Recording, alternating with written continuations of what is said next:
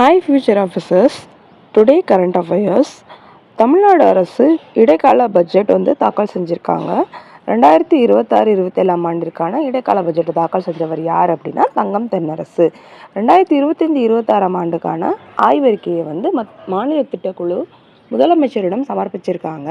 அந்த ஆய்வறிக்கையில் தமிழ்நாட்டின் பொருளாதார வளர்ச்சி 11.19% இருக்கிறதா சொல்லியிருக்காங்க.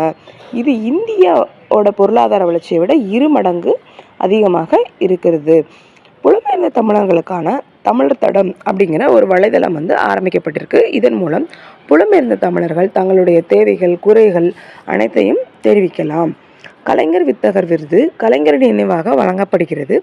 2024 ஆண்டுக்கான விருது எம்.என். ராஜன் அவர்களுக்கும் 2025 ஆண்டுக்கான விருது எஸ்.பி. முத்துராமன் அவர்களுக்கும் வழங்கப்பட்டுள்ளது. தமிழ்நாடு ஜப்பானுக்கு இடையே தொழில்துறையில் ஒரு ஒப்பந்தம் செஞ்சுருக்காங்க. அந்த ஒப்பந்தத்தின்படி ஜப்பான் தமிழ்நாட்டில் 5,940 கோடி முதலீடு செய்துள்ளது. மத்திய மாநில உறவுகளை விசாரிக்க ஜோசப் குரியன் அப்படிங்கிறவர் தலைமையில் 2025 ஆண்டு ஏப்ரல் 15 ஒரு குழு அமைக்கப்பட்டது.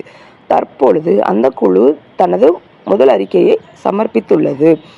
மத்திய அரசின் சூரிய மின்சக்தி திட்டத்தில் குஜராத் முதலிடத்திலும், மகாராஷ்டிரா 2ஆம் இடத்திலும், உத்தரப்பிரதேசம் 3ஆம் இடத்திலும் இருக்கிறது. இதன் மூலம் சூரிய மின்சக்தியை அந்த மாநிலங்கள் அதிக அளவில் பயன்படுத்துகின்றன என்பதை அறிந்து கொள்ளலாம். இதே மாதிரி நிறைய கரண்ட் அஃபேர்ஸ்க்கு நம்ம எக்ஸாம் நானும் சேனலை சப்ஸ்கிரைப் பண்ணுங்கள்.